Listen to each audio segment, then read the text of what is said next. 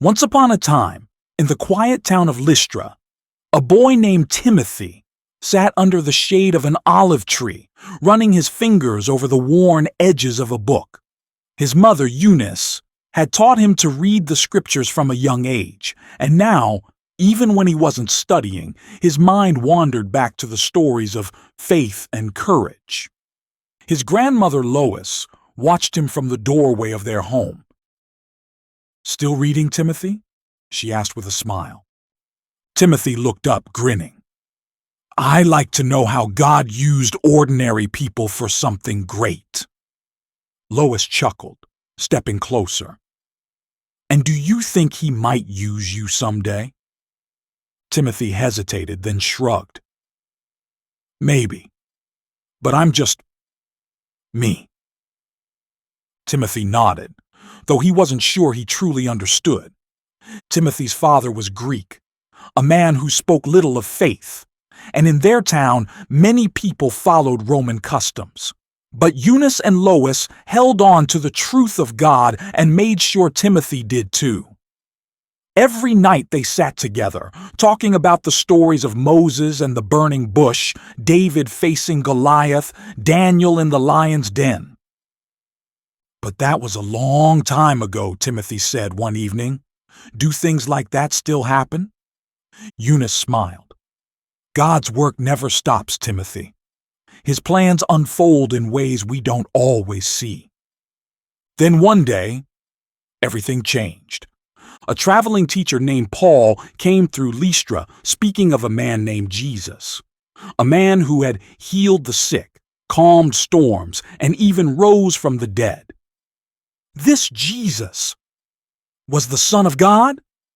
Paul spoke of forgiveness, of a love greater than any sacrifice, of a hope that went beyond the law. Timothy couldn't move. It was as if someone had lit a fire inside him. He had to know more. That evening, as they sat outside, Timothy turned to his mother. "Is it true, what Paul said about Jesus?" Eunice and Lois exchanged a glance. Then, softly, Eunice said, "Yes, Timothy. We believe in him." Timothy's eyes widened. "Then I believe too." His grandmother reached for his hand, squeezing it gently. "Faith is more than just belief, child. It is the life we choose to live." Timothy took a deep breath. He didn't want to just believe in Jesus. He wanted to follow him, and he knew exactly where to start. The next morning, Timothy set out to find Paul, because something deep inside him whispered. This was just the beginning. Timothy's heart raced as he hurried through the narrow streets of Lystra. He had made up his mind. He had to find Paul. He wasn't a great speaker. He wasn't a leader. He was just a boy who wanted to follow God. But something deep inside him urged him forward. Taking a deep breath, he knocked on the door. A few moments later, the door opened, and Paul himself stood there, his eyes filled with kindness. "Can I help you?"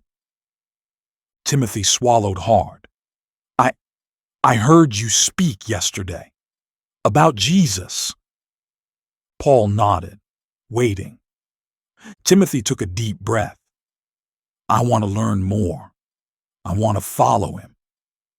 A slow smile spread across Paul's face. He stepped aside and gestured for Timothy to enter. "Come in, young man, let's talk." Paul nodded as he spoke. "Your faith is strong, Timothy. I can see that God's hand is on your life." Timothy's face flushed with excitement. "Then, what should I do?" Paul leaned forward. "You must continue to learn. Grow in wisdom. And when the time is right, God will call you to serve in ways you cannot yet imagine." Timothy felt a thrill in his chest. Maybe God really did have a plan for him. Then Paul looked at him carefully. "Have you ever thought about traveling beyond Lystra?" Timothy blinked. "Travel? With you?" Paul smiled. Yes, we are going to many places, Darb, Iconium, and beyond. We will be teaching the good news of Jesus to people who have never heard it before. Timothy's heart pounded. Travel? Leave his home? Could he do that? He thought of his mother, his grandmother. Could he really leave them behind? As if reading his thoughts, Paul said, God calls us beyond what is familiar. The question is, are you willing? Timothy's hands clenched into fists. His whole life, he had wanted to be part of something greater. And now, God was giving him a chance. He took a deep breath. Then he nodded. Yes, I want to go. Paul's face lit up. Then prepare yourself, Timothy. Your journey is just beginning. That evening, Timothy sat with his mother and grandmother, his stomach twisting as he told them about Paul's invitation. Eunice's eyes were filled with emotion, but she did not protest. You are growing into the man God has called you to be, she said, reaching for his hand. We will miss you, my son, but if this is God's will, you must go. Lois smiled, though her eyes were wet with tears. Go, Timothy, and never forget what you have been taught. Timothy swallowed back the lump in his throat. He loved them more than anything, but deep in his heart, he knew this was right. And so, the next morning, with his mother's blessing and his heart full of faith, Timothy left Lystra. For the first time, he stepped beyond the only world he had ever known. He had no idea where this journey would take him, but one thing was certain. God had a purpose for his life, and he was ready to find out what it was. Timothy walked beside Paul and Silas, his sandals kicking up dust as they traveled along the winding road. The sun hung high in the sky, and the air was thick with the scent of wild grass and warm earth. It had been only a few days since he had left Lystra, but already his world felt bigger. Paul pointed ahead. That town there, Iconium, we'll stop there next. Timothy adjusted the small pack slung over his shoulder. What will we do when we get there? Silas grinned. The same thing we always do, preach. Timothy hesitated. And what if they don't want to hear it? Paul glanced at him. Then we move on. Timothy nodded, but he still felt uneasy. He had seen the way people reacted when Paul spoke. Some were moved, others were angry, and some wanted him dead. He swallowed hard, remembering the stories. Paul had been stoned in Lystra once, left for dead. Are you afraid, Timothy? Paul asked suddenly. Timothy opened his mouth to deny it, but then he closed it again. Paul chuckled. Good. If you weren't afraid, you wouldn't be human. Timothy let out a nervous laugh. So, what do I do about it? Paul put a hand on his shoulder. You remember why you're here. You trust in the one who sent you. Timothy nodded slowly. It wasn't about not feeling fear. It was about moving forward anyway. That evening they entered Iconium. The streets were alive with people, traders, calling out their wares, children darting between carts, women carrying baskets of grain. Timothy kept close to Paul and Silas as they made their way toward the synagogue. He spoke of the prophets, of the law, of the promises made to their ancestors, and then he spoke of Jesus. Timothy watched as the faces in the room began to change. Some listened, leaning forward, hungry for more. Others crossed their arms, their expressions darkening. Timothy's pulse quickened. He knew what was coming. Timothy tensed. Blasphemers! One of them hissed. Paul didn't flinch. We have spoken the truth. Another man stepped closer. If you know what's good for you, you'll leave this town." Timothy felt his heart hammering in his chest. Paul met the man's gaze. "We will go where the Lord leads us." The men glared at them before turning away. Timothy let out a slow breath. That could have been worse. Silas clapped him on the back. "Oh, don't worry, Timothy. It will be sooner or later." Timothy blinked. "That's supposed to be comforting?" Paul laughed. "It means you're in the right place." This journey was not going to be easy, but deep down, he knew one thing. He was exactly where he was meant to be. And this was only the beginning. Timothy wiped the sweat from his brow as they traveled along the rocky path out of Iconium. The midday sun beat down mercilessly, and the weight of his small pack dug into his shoulders. He was exhausted. His feet ached, his stomach rumbled, and his mind was filled with questions. Paul and Silas walked ahead, deep in conversation. Timothy could hear them speaking about the believers they had met in Iconium, those who had accepted Jesus, those who had rejected him, and those who had threatened them. Timothy still felt the fear from that night. He had seen the anger in the men's eyes, the way their fists had clenched, and by extension they hated him now too. He exhaled slowly. Doubt is creeping in again. The voice startled him. He turned to see Silas watching him with a knowing look. Timothy hesitated. "Is it that obvious?" Silas smirked. "Only to someone who has been where you are." Timothy kicked a loose stone as they walked. "It's just, I never thought following Jesus would mean walking straight into danger." Silas chuckled. "Oh, my young friend, you haven't seen anything yet." Timothy frowned. "That's not comforting." Silas laughed. "It's not supposed to be. It's truth." Timothy sighed. "I don't want to be afraid." Silas's face grew serious. "Then stop thinking fear is the enemy." Silas continued, "Fear only has power when it stops you. Being afraid doesn't mean you lack faith. It means you're stepping into something bigger than yourself." Timothy let those words settle in his heart. Maybe it was okay to be afraid. Maybe courage wasn't the absence of fear, but moving forward despite it. That evening, they stopped at a small village to rest. Paul found a place for them to stay. A widow who had come to believe in Jesus after hearing the message from traveling disciples. As they sat by the fire, eating a simple meal, the woman spoke with eagerness in her voice. "I have heard so much about you, Paul," she said. "Your message is spreading across the land." Paul nodded. "Not my message, the Lord's." The woman smiled. "Even so, there are those who say you are a troublemaker." Paul chuckled. "Ah, yes, I seem to have a habit of making enemies."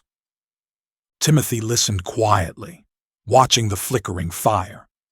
The woman's tone grew somber. "There are rumors, you know. In Lystra and Derbe, some say the authorities are watching for you." Timothy stiffened. Lystra, his home. He hadn't thought much about returning. Would he see his mother, his grandmother? Would they be proud of him or worried for his safety? The woman nodded. "Then you will need to be cautious. There are many who wish to silence you." Timothy's stomach tightened. He glanced at Paul, half expecting to see fear in his eyes. Paul met his gaze. "Timothy, if you wish to stay behind, I would not think less of you." Timothy froze. Stay behind? Part of him wanted to say yes. But then he thought about why he had come in the first place. To learn, to grow, to follow Jesus, to become the man God had called him to be. If he turned back now, would he ever have the courage to go forward again? Paul smiled, a flicker of pride in his eyes. Good. Then let's rest. Tomorrow we move forward. Timothy laid down that night, staring up at the ceiling. Fear was still there, curling in his stomach, but something else was there too: determination. The next morning they set out for Lystra. As they neared the town, Timothy's heart pounded. Would his mother be waiting for him? Would she be worried? Would she tell him to stay home? He still remembered the stories. The last time Paul had been in Lystra, he had been stoned and left for dead. Would the people try again? Would they come for all of them this time? Timothy clenched his fists. Number.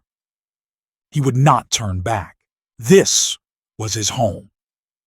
But more importantly, this was his calling. And nothing, not fear, not doubt, not even the threat of danger was going to stop him now. The road to Lystra stretched ahead of them, dry and dusty beneath the afternoon sun. Timothy could feel the weight of the moment pressing on him. He was going home, but he was not the same boy who had left. What would his mother say? What would the people say? And more than that, what would happen to Paul? He still remembered the stories. The last time Paul had been here, the people turned on him.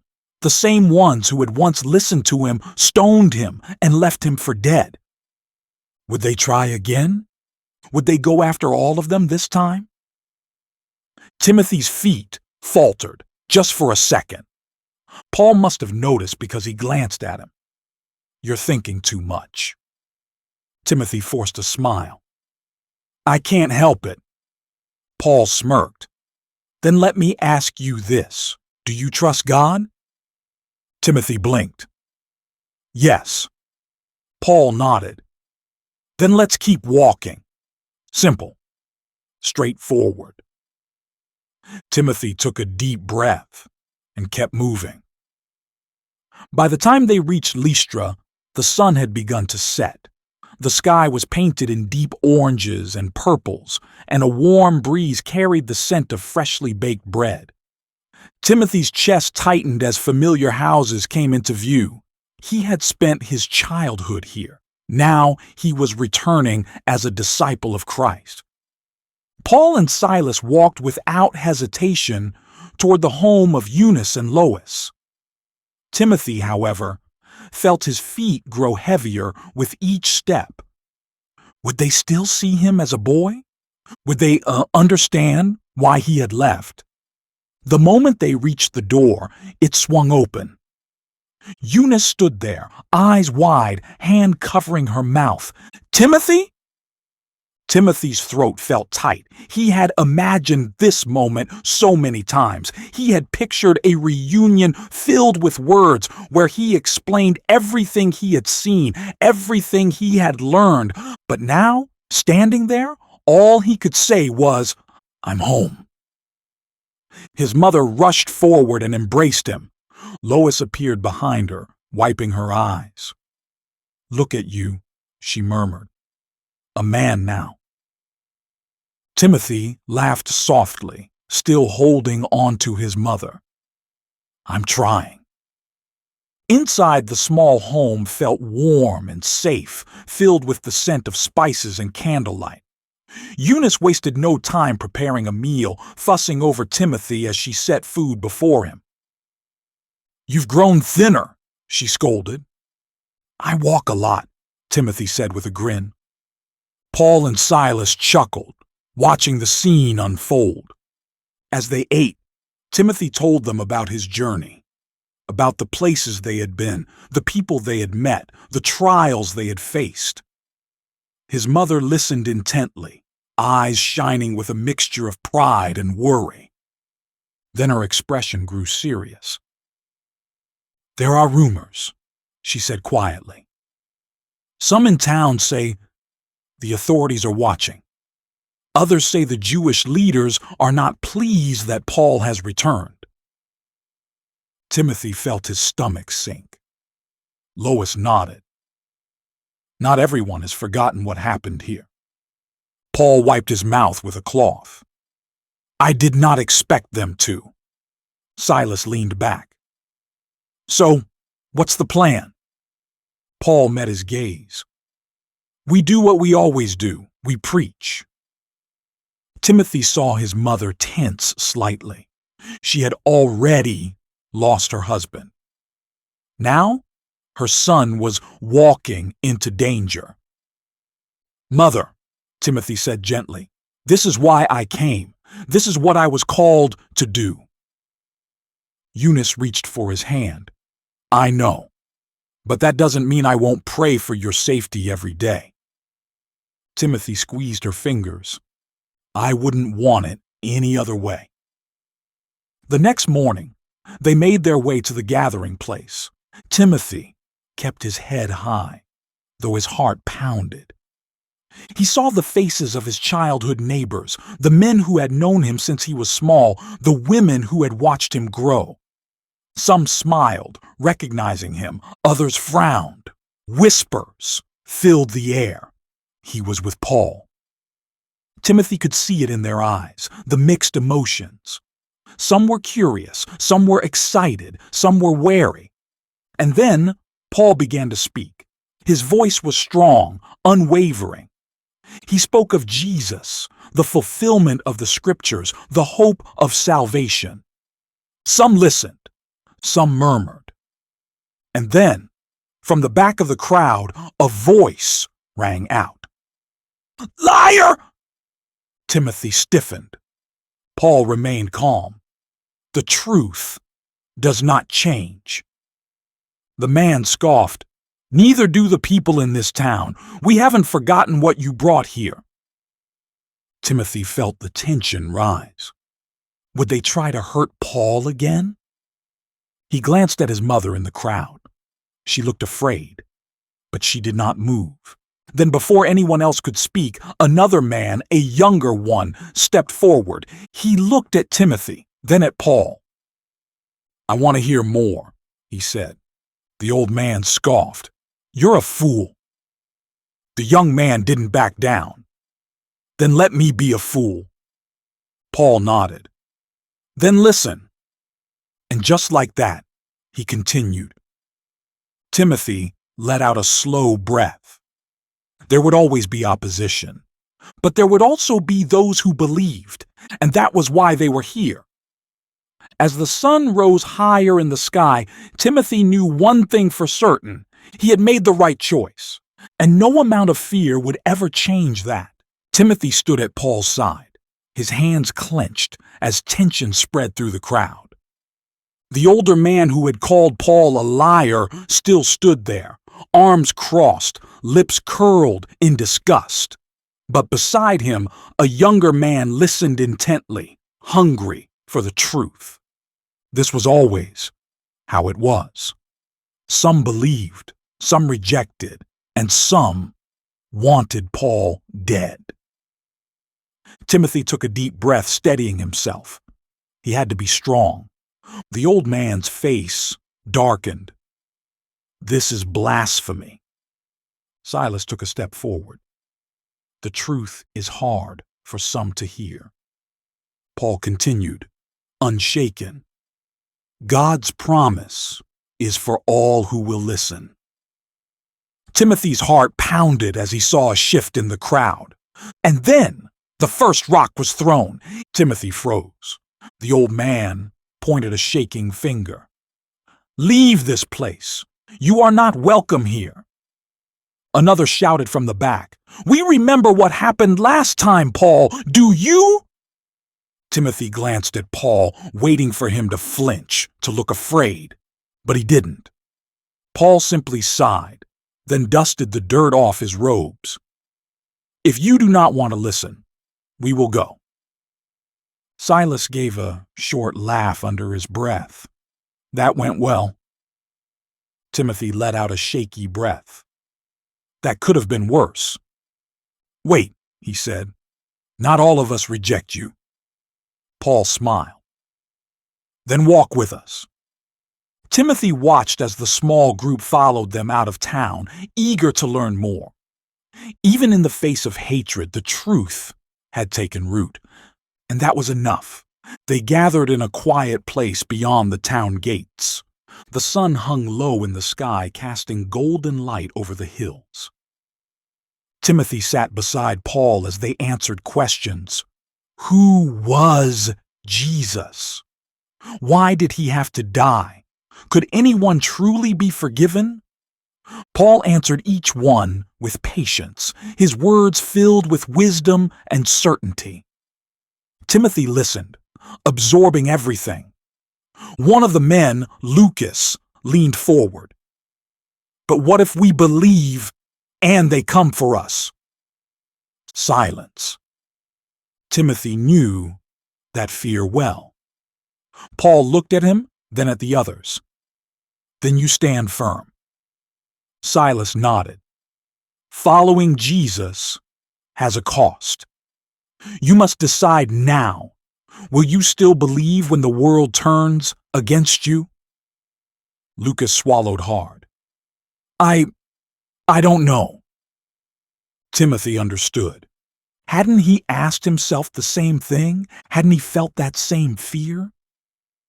Timothy took a deep breath and spoke. I was afraid too. The group turned to him, surprised. Timothy continued, I didn't know if I was strong enough. I still don't. He glanced at Paul. But then I realized, this isn't about my strength. Paul smiled slightly, but said nothing. Timothy's voice grew stronger. It's about God's strength, and he never fails. Lucas looked down, deep in thought. Paul finally spoke. Fear is natural, but the Spirit of God does not give us fear. He gives us power, love, and a sound mind. Silas chuckled. You're sounding more like a teacher every day, Timothy. Timothy flushed. He wasn't sure if that was a compliment or pressure, but either way, he wasn't afraid anymore. That night they stayed outside the city, gathered under the stars. Paul sat cross-legged, rubbing his beard thoughtfully. We leave for Macedonia soon.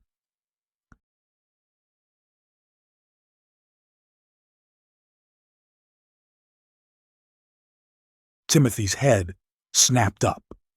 So soon? Paul nodded. God is calling us there. Timothy exhaled. Another journey, another unknown. His mother would worry. Lystra was familiar. It was home. And yet, Timothy looked up at the sky, remembering the stars that shone over him the night before he left Lystra the first time. But God had led him forward.